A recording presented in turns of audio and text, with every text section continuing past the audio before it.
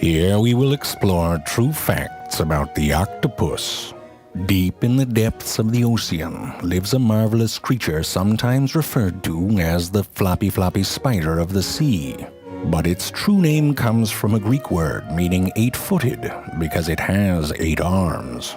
There are 2 major suborders of octopuses, the Serina and Inserina.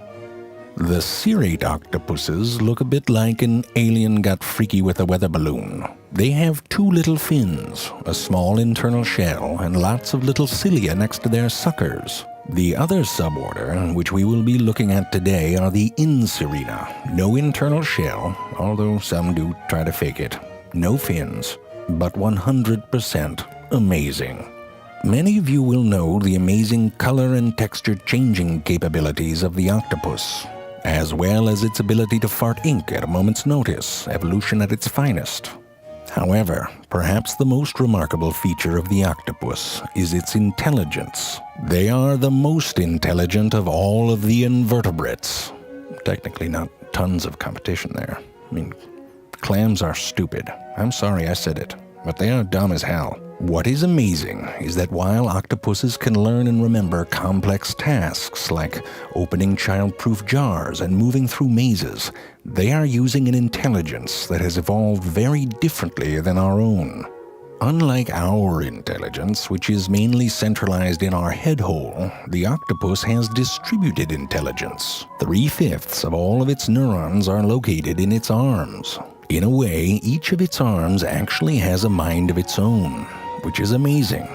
Unless, after a while, you found out that one of your arms was an asshole. That would suck. These arms are so capable that even when they are severed, they will continue to search for and capture food, and then try to bring that food back to a non-existent mouth hole. Some octopuses will actually remove one of their own arms when threatened and let it wriggle away to confuse the hell out of predators. Data point of 1, but it would confuse the hell out of me. Each arm of the octopus is equipped with over 250 suction cups, each one with the ability to rotate and grasp independently. Not only are they grabby, but the suction cups contain sensory receptors, which allow it to taste and smell what it touches.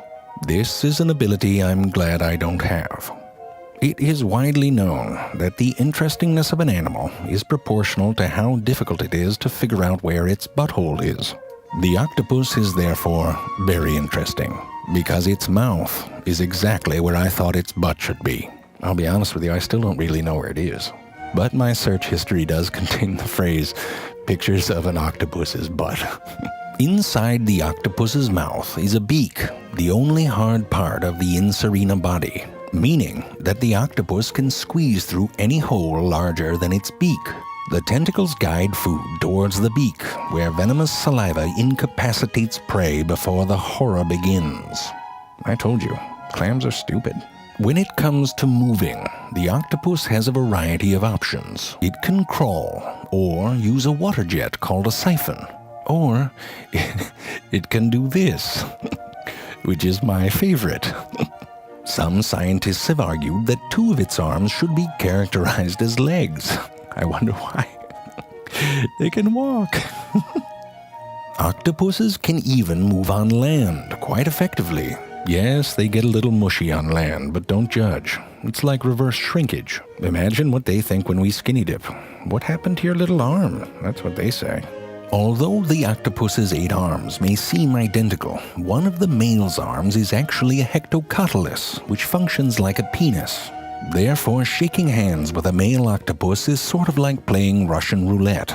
But instead of dying, you risk your hand getting pregnant. The hectocotylus is used to transfer spermatophores to the female, either by inserting it into a hole in her mantle or by tearing it off and presenting it to the female for later use. To understand this, imagine if you were on a date and your date reached down and, well, that is how an octopus do. To the octopus, human sex looks really, really boring. Like we're just saying hello to each other. Because when they get it on, it can get crazy. When the female has fertilized her eggs, she retreats to an underwater crevice and attaches her eggs to the roof. She will stay with them, gently blowing fresh water over them, protecting them as she slowly starves to death. Basically, everything they do is hardcore. When her job is done, she is gone, but thousands of little babies emerge, floating. Just beautiful. Sort of like the ending of Charlotte's Web, except underwater.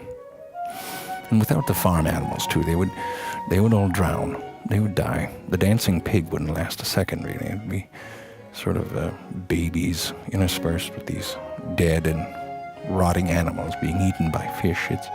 It's a different story, really, less appropriate for children. And the duck would do okay, but one floating duck does not a children's book make, Just remember, if you're writing a children's book, one animal can die, not all of them.